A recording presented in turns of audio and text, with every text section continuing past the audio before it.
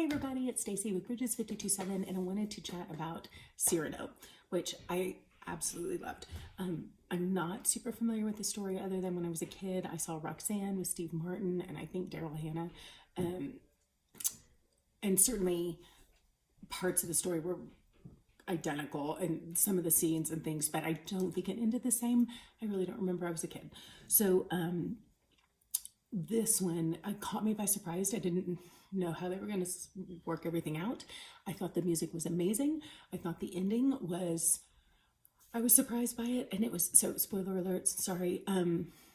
But I thought it was so good. And I thought it was so powerful and important. And it was so true, even if it wasn't maybe what I saw coming. So I want to, frankly, I want to talk about all of it with everybody because I just loved it. And I wish someone was here to like debate it with, because I thought it was excellent. But I'm going to try to focus in the interest of time on kind of a central thing here. The general story, Peter, isn't that right? Peter Dinklage. He is, yes. He's a little person, and he's in the army and he's all these amazing things, but he's also really been bullied and he's very insecure about his size and he is completely bitter.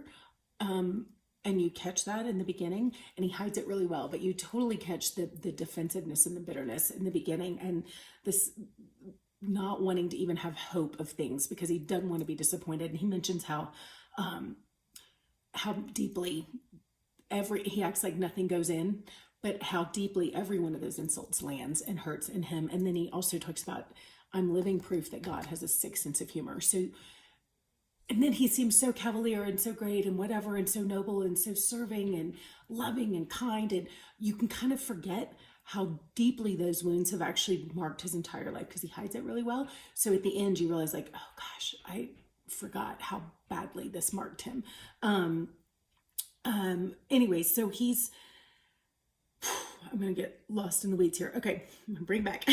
He has been struggling with a lot of insecurity and feeling like no one would ever receive love from him. No one would see him, but he's been in love with Roxanne his whole life. And she's not just his love, but she's pretty much everyone's prize out there. She's lovely. Her voice was beautiful. I mean, I thought she was excellent. And what was her name? Haley Bennett played her. I don't know Haley Bennett. But anyway, so she's just this like kind of goddess that everyone's in love with. And so he's like, not only does he think a normal person wouldn't have him, but she is definitely out of everyone's reach kind of a thing. But he knows her well. They've been friends their whole life, and he knows her soul and he knows how she's wired, and their souls are well suited. So all that to say, this young guy comes into town who's young and handsome, and his name is Christian. He is, and they see each other, and she starts telling Cyrano, like, I fell in love with this guy. I don't even know him, but I'm in love with him. And so here's where I'm getting at. She has just told him that she's in love with this guy. Would you help me? Would you help me talk to him? And so he does. He starts, and he realizes this guy likes her. And so he decides to sacrifice and to help this guy. The guy says, I don't have any wit. I don't know how to talk to her. And he's like, well, borrow mine. And so he starts writing letters for Christian. He starts communicating, being the voice, and training Christian on how to speak. And this is the main, I mean, it's the whole idea of the whole movie, right? And he starts asking, Christian says, why are you helping me? What can you gain from this? And he says, my words fall to the ground with no one to hear them. I'll make you eloquent. Can you make me handsome? And that's what he says. And there's a lot of truth in that. But I'm actually going to say, I think there's really 3 different reasons why he is willing to do this. And it's a convoluted mess, right? Which is why, like David in the Psalms is saying, search me and know my heart, Lord, show me offensive ways, because our hearts are complicated messes. Our motives are all over the place. So I want to unpack this just a little bit. One of them actually makes me super excited because I think it's an amazing analogy for the Christian life. So the first one, I would say very simply, he cares about her. She has told him what she wants, and he wants to give her what she wants. She wants this guy. and she wants to be able to have that kind of a particular kind of relationship with him. She's been crying out, it's not enough to just say you love me. Like, I want to know your soul. I want to talk to you. I want to know the things that bother you. Like, I want someone to let me into their heart and soul. And Cyrano knows how to do that. He knows her. He knows how to communicate. So he starts doing that through this guy for her, because that's what she wants. She wants that guy in this kind of relationship. And he's like, you don't know how to love her. Let me help you. And so there's this sense of doing it for her sake, which is great. The second thing that I would say, and this is my favorite thing, is that he's doing it because he knows that she cannot receive love from him. She doesn't see him. And so he wants to be able to love her in a way that she can receive it.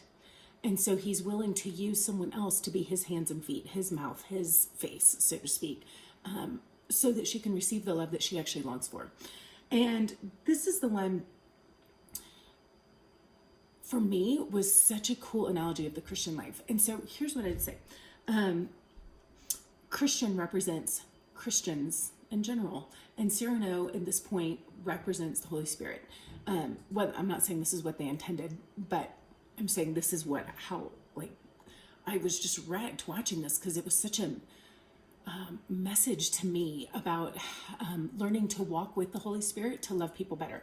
So I would say sometimes you're, whether it's loving a loved one, and like sometimes we just don't know how to love our loved ones. Like, we speak different love languages. We may know them. We may be, Christian truly wanted to love her. He was so into her, but he had no idea how to talk to her in the way that she needed. She was a words kind of love language person, and he was not competent with words. So he might have been great at acts of service, but he wasn't great with words. She needed the words. She needed to hear his thoughts and his heart and his soul. And so Cyrano was like, I know you don't know how to do this. You're kind of not adequate in that area, but I am. So let me empower you. Let me do this. And the thing is, Christian at this point is just the hands and feet for her to receive the true love that she really wants. And this is what I loved, because I think, and there's a moment where Christian gets a little cocky and he's like, whatever, she wants me now, so I don't need you anymore. And he says, I don't think I need you anymore. And so he tries to do it on his own, and it fails miserably. And finally he's like, okay, I need you. And so Cyrano steps in and kind of saves the situation.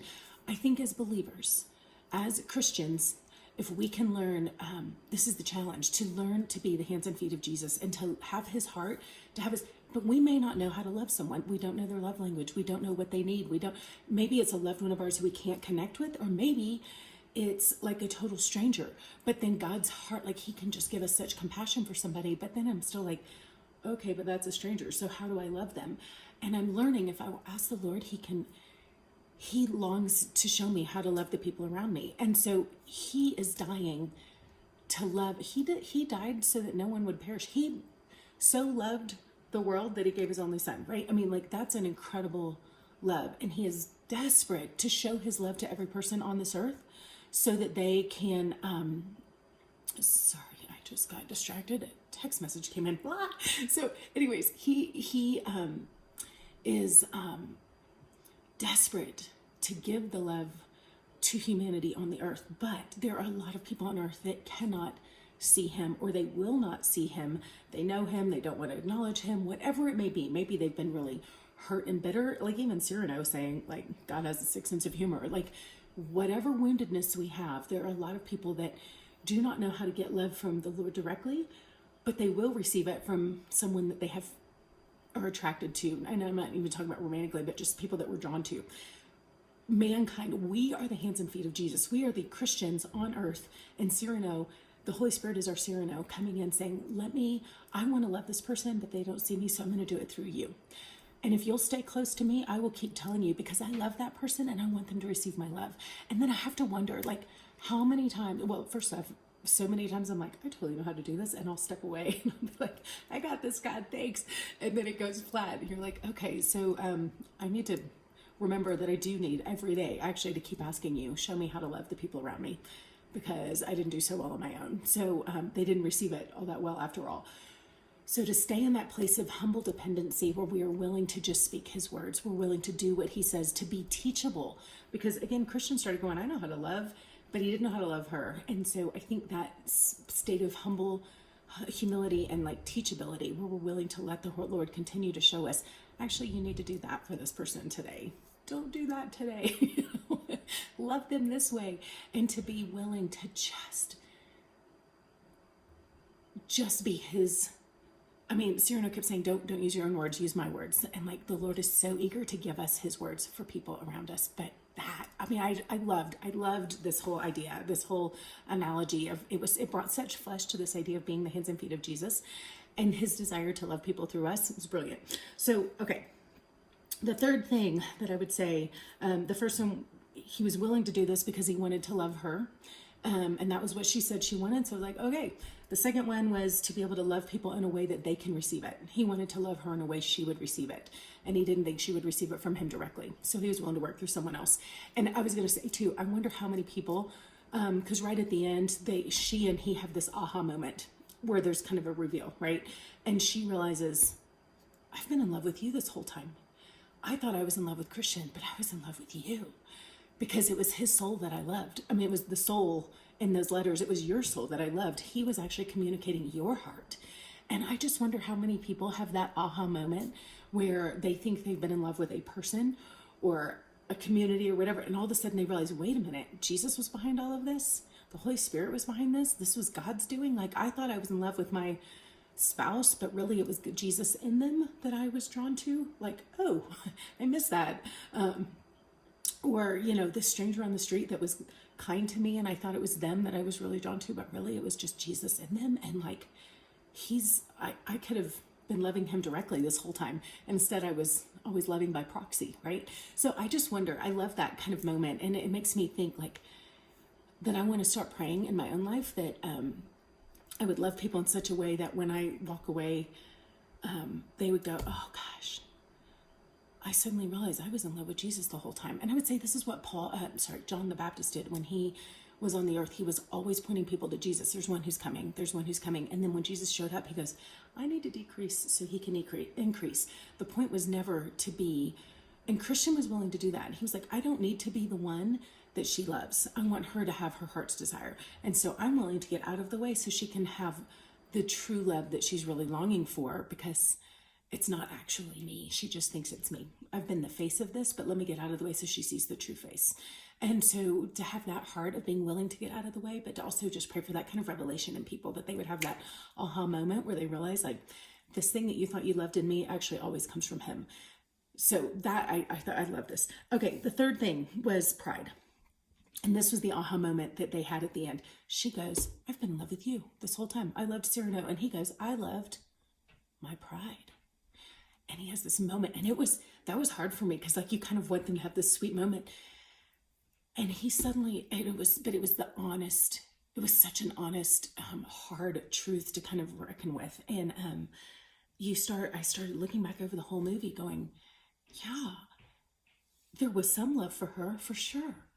But he was so hurt, so wounded, so insecure that he was only willing to love her if it didn't cost him anything.